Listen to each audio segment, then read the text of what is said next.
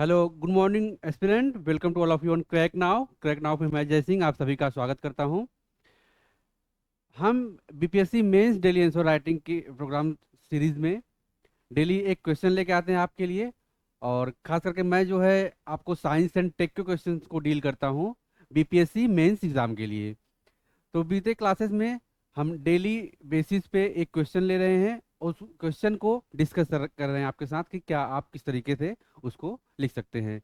और आपका रिस्पांस अच्छा है कि आप लोग जो है अपने आंसर को लिखकर हमारे टेलीग्राम ग्रुप में, व्हाट्सएप ग्रुप में सबमिट कर रहे हैं और इस जो प्रोग्राम हमारा है उसका पार्ट बन रहे हैं। तो सबसे पहले आप इस वीडियो को शेयर कर दीजिए ताकि उन बच्चों को जिसकी इन्हें नीड है उनके पास ये वीडियो पहुंच सके और वो भी इस प्रोग्राम का हिस्सा बन सके और बेनिफिट यहाँ से उठा सके।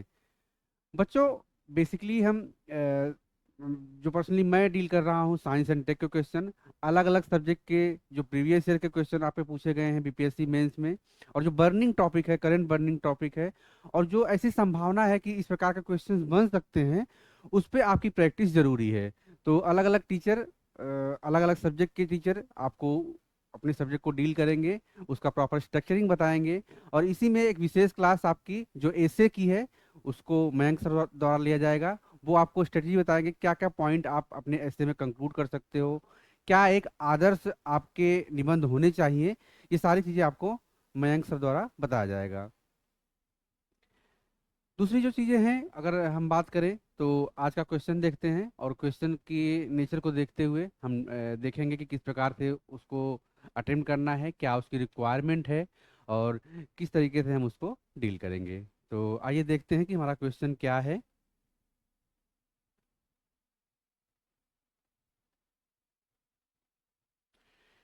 क्वेश्चन आपका है वित्त और आपूर्ति श्रृंखला प्रबंधन में ब्लॉकचेन प्रौद्योगिकियों के लाभों और चुनौतियों की जांच करें। तो इसमें जो बेसिक चीज आपकी है कि वित्त और आपूर्ति श्रृंखला प्रबंधन। सबसे पहले तो आप ये जान लीजिए कि आपूर्ति श्रृंखला प्रबंधन क्या होता है। फाइनेंस तो आप जानते ही हैं कि जो भी विभिन्न ट्रांजैक्शन संबंधी जो प्रक्रिया है उसे हम वित्त कहते हैं, जिसमें मनी शामिल होता है आपका। और आपूर्ति श्रृंखला मतलब ये होता है कि फाइनेंशियल स्टेज में और विभिन्न जो गुड्स हैं उससे एक स्थान से दूसरे स्थान तक जो है जब डिलीवरी होती है, और उसके बीच में जो आपके कार्गो के खर्च हुए, आपके ट्रांसपोर्टेशन कॉस्ट हुए, विभिन्न प्रकार के कॉस्ट इनपुट शामिल किए जाते हैं। तो फाइनल स्टेज तक पहुंचने की जो प्रक्रिया होती है वह आपके आपूर्ति श्रृंखला में आती हैं। उसको मैनेज करने में ब्लॉकचेन की क्या भूमिका है, उसकी चुनौतियों को यहाँ पे हम देखेंगे। तो क्वेश्चन आपका डिमांड इस रूप में कर रहा है। बेसिकली अगर हम देखें तो क्योंकि ब्लॉकचेन को यहाँ पे आपको जानना जरूरी है। ब्लॉकचेन प्रौद्योगिकी क्या है? यह है वर्तमान समय की एक क्रांतिकारी प्रौद्योगिकी है, खास करके फाइनेंस के क्षेत्र में और सप्लाई मैनेजमेंट के क्षेत्र में। जिस प्रकार से आप देखेंगे ब्लॉकचेन बेसिकली इनकोडेड होता है, वह एनक्रिप्टेड होता है, और जो एक उसके उसकी जो प्रक्रिया है वह पारदर्शी होती है, वह ट्रांसपेरेंट होती है। तो ये किस प्रकार से रन करता है, क्या क्या इसके सामने चुनौतियां आती हैं और क्या संभावनाएं भविष्य में लेकर इस तकनीक के इस्तेमाल को हो सकती हैं, जिससे जो हम क्रांतिकारी तकनीक कह रहे हैं, तो किस प्रकार से जो फाइनेंस की स्थिति है वह और किस प्रकार से सुदृढ़ हो सकती है, वह सब हम इस प्रक्रिया में देखेंगे, इस क्वेश्चन में देखेंगे। तो आपको फोकस करना है इसमें, इसके लाभ क्या हैं और इसकी चुनौतियां क्या हैं। तो दो पॉइंट है आपके, वित्त और आपूर्ति श्रृंखला में ब्लॉकचेन प्रौद्योगिकी के लाभ और चुनौतियों की जांच करना है। क्वेश्चन आपका है कि examine the benefit and challenges of blockchain technology in finance and supply chain management. तो अगर हम देखते हैं तो इसमें जैसे आप इस रूप में अपने क्वेश्चन की शुरुआत कर सकते हो कि यह एक क्रांतिकारी तकनीक है जिससे वर्तमान समय में वित्त संबंधी प्रबंधन काफ़ी अच्छे से देखा जा रहा है, और इसके अनेक लाभ हैं और लाभ में आप अपने जो वित्त में लाभ जिसके बारे में पूछा है, फाइनेंस में लाभ, उससे अपने आंसर की शुरुआत कर सकते हैं मेन बॉडी पार्ट की। तो इसमें आप देखेंगे पारदर्शिता और अपरिवर्तनीयता जो है वह किस रूप में महत्वपूर्ण हो जाती है। तो ब्लॉकचेन जो लेन देन होता है, जो ट्रांजेक्शन्स होते हैं, वह एक पारदर्शी और अपरिवर्तनीय बही खाता प्रदान करता है।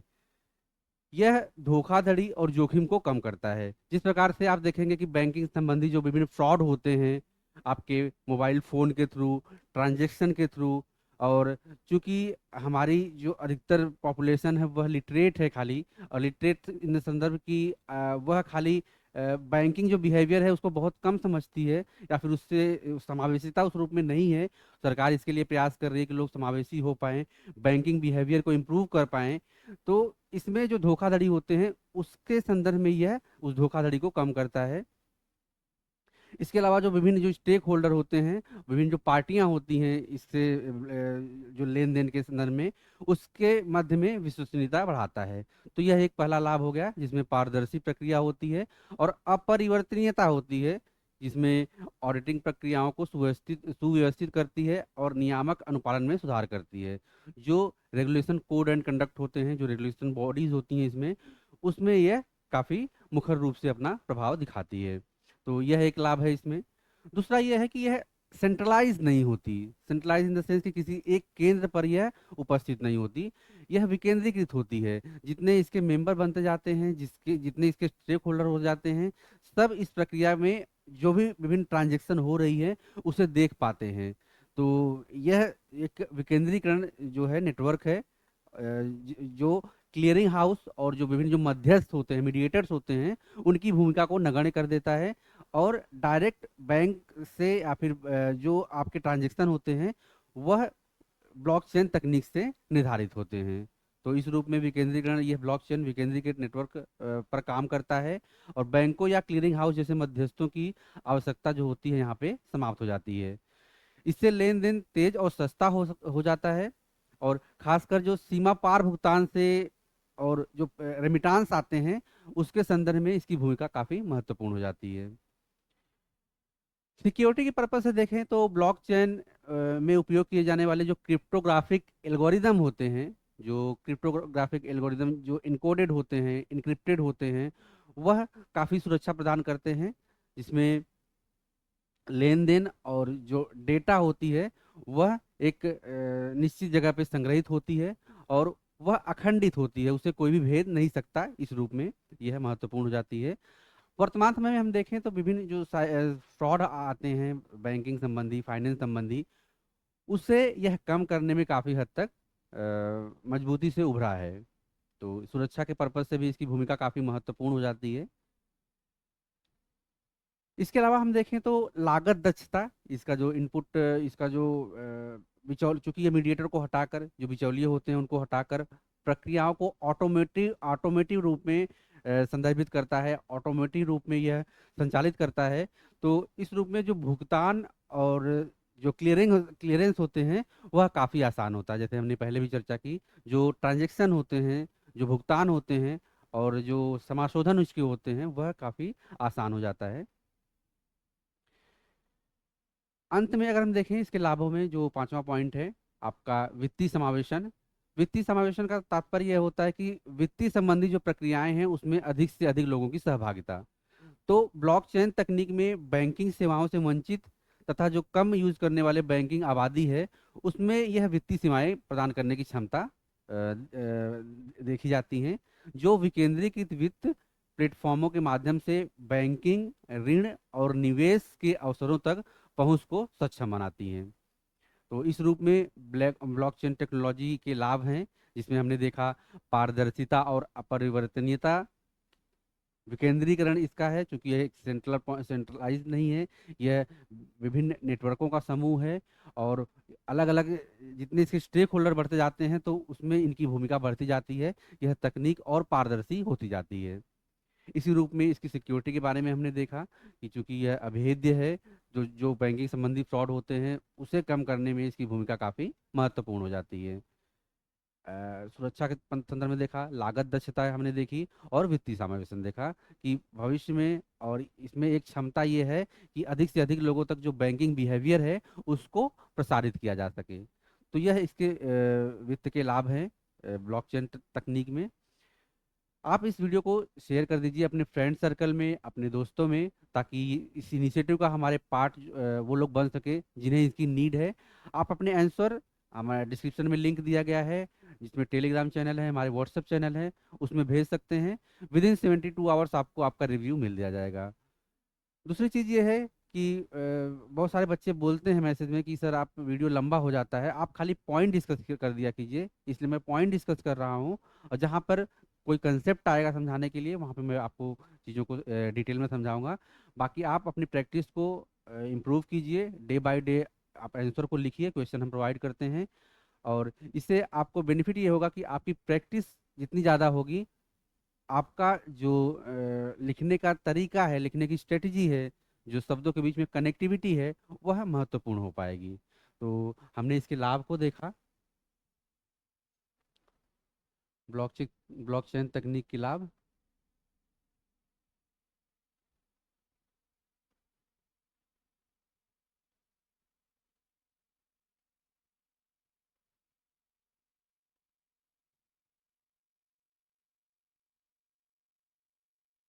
ब्लॉकचेन तकनीक के लाभ।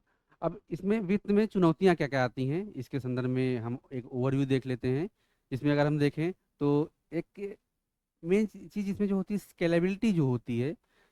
स्केलेबिलिटी से तात्पर्य होता है कि ब्लॉकचेन नेटवर्क को स्केलेबिलिटी चुनौतियों का सामना करना पड़ता है, जिसमें खासकर एक साथ बड़ी मात्रा में लेन देन को संभालने संबंधी जो प्रक्रिया होती है वह काफ़ी जटिल हो जाती है। क्योंकि जब एक थ्रूपुट जाता है और स्टेक होल्डर इसके बढ़ते हैं, तो जो एक साथ बड़ी मात्रा में इसके लेन देन को संभालने वाली जो संबंधी विशेषता है वह कहीं ना कहीं डीम पड़ने लगती है, वह ढीली पड़ जाती है, सुस्त हो जाती है वह सर्वर व्यवस्था। और तो इस रूप में जो स्केलेबिलिटी है, इस पर अभी वर्क करने की आवश्यकता है ब्लॉकचेन टेक्निक में। इसके अलावा जो नियामक अनिश्चितता है, कोई इसका रेगुलेशन कौन कर रहा है, जैसे भारत के संदर्भ में आरबीआई ने कई बार इस पर चिंता जाहिर की है, क्योंकि बड़े क्षेत्र इसका इस्तेमाल करते हैं, लेकिन कोई एक नियामक संस्था ना होने के कारण इसमें एक चुनौती उत्पन्न होती है कि कौन इसके लिए रिस्पॉन्सिबल होगा। तो वित्त में एक नियामक अनिश्चितता है, यह भी दिखाई देती है। क्योंकि गोपनीयता संबंधी चीज़ों में हमने देखा कि यह इनक्रिप्टेड फॉर्म में वर्क करता है, डिकोडेड होता है। तो यह पारदर्शिता तो प्रदान करता है, लेकिन गोपनीयता संबंधी जो चिंताएं हैं, क्योंकि एक साथ कई सारे जो जो ट्रांजेक्शन होते हैं वह सभी स्टेक होल्डर उस पर अपनी नज़र बनाए रहते हैं, सभी स्टेक होल्डर के सामने वह प्रस्तुत होता है। तो यहाँ पे गोपनीयता संबंधी जो चिंताएं हैं, जो आपकी प्राइवेसी संबंधी चिंताएं हैं, वह उभर कर सामने आती हैं। इसके अलावा ऊर्जा खपत में, क्योंकि यह तकनीक जो होता है विभिन्न जटिल कंप्यूटर और विभिन्न माध्यमों से संचालित होता है, तो ऊर्जा संबंधी खपत इसमें होती है, जिसमें प्रूफ ऑफ वर्क सर्वसम्मति तंत्र के लिए महत्वपूर्ण जो कंप्यूटेशनल शक्ति होती है, वही जो मैंने आपसे बताया कि कंप्यूटेशनल शक्ति। इसमें देखें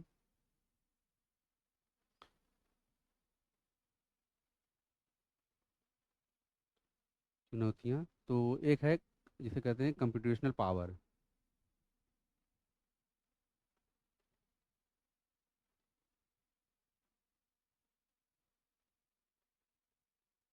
कंप्यूटेशनल पावर से तात्पर्य यह है कि जो शक्ति संदर्भित इसकी ऊर्जा इस्तेमाल संबंधी पद्धतियां हैं वह काफ़ी जटिल होती हैं, तो जिससे उच्च ऊर्जा खपत होता है, और पर्यावरणीय संबंधी जो चिंताएं होती हैं वह उभर कर सामने आती हैं। इन चुनौतियों से निपटने के लिए अधिक ऊर्जा कुशल जो सर्वसम्मति तंत्र की आवश्यकता है। तो ये सारी इसकी चुनौतियां हैं। इसका जो सेकंड क्वेश्चन का सेकंड पार्ट था आपका, इसमें आपूर्ति श्रृंखला प्रबंधन में इसके लाभ क्या हैं और उसमें क्या चुनौतियां हैं, उसको देख लेते हैं। तो जो सबसे बड़ी इसमें आपूर्ति श्रृंखला प्रबंधन में जो लाभ है वह पारदर्शिता और पता लगाने की क्षमता जो होती है।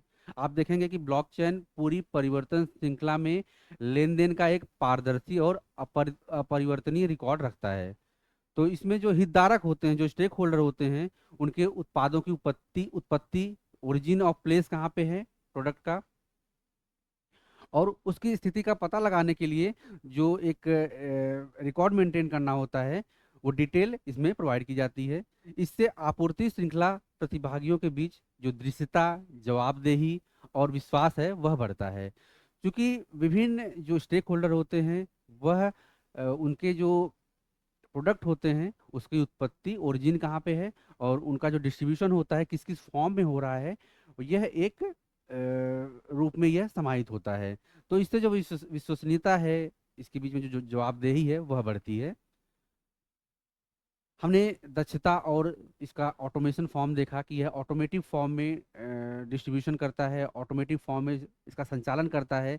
तो इस रूप में जो स्मार्ट अनुबंध, जो हम कहते हैं कि स्मार्ट कॉन्ट्रैक्ट होते हैं, उसमें इसकी भूमिका काफ़ी महत्वपूर्ण हो जाती है। क्योंकि आप देखेंगे कि ऑटोमेशन तकनीक द्वारा कई सारी चीज़ें का एक जो पैटर्न होता है उसको मशीन एल्गोरिदम फॉलो करता है, और जो उसी प्रक्रिया को कॉपी करके और उसमें अगर आपको ज़रूरत है तो नए इनपुट प्रदान करके आपके सामने प्रस्तुत करता है।